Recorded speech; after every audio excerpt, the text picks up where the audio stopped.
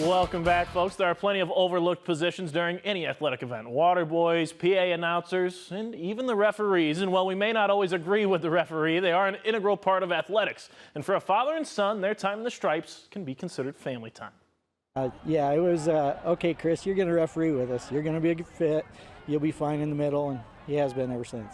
If you've been to a high school football game recently, you might recognize referee Ryan Freese, who's been refereeing games for the last 26 years. But this season, Ryan was joined on the field by his son, Chris. Oh, that means a lot. Just sharing the moments the same as everybody else on the crew.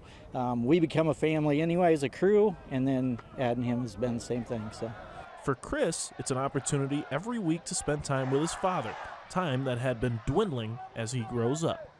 It's definitely great because now that I'm in college and away quite often, I don't always see him, so then Friday nights are a great time for me to be able to see him.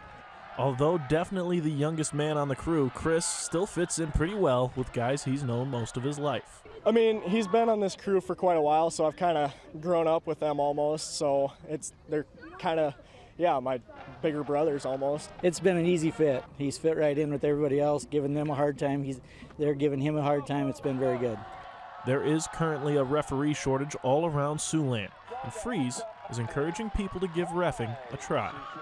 If we could just get one person from every school district, whether it be a kid just graduating, a parent that still wants to be involved in the game, if we could just get that from every school, that would be great. That would finish and fill our needs.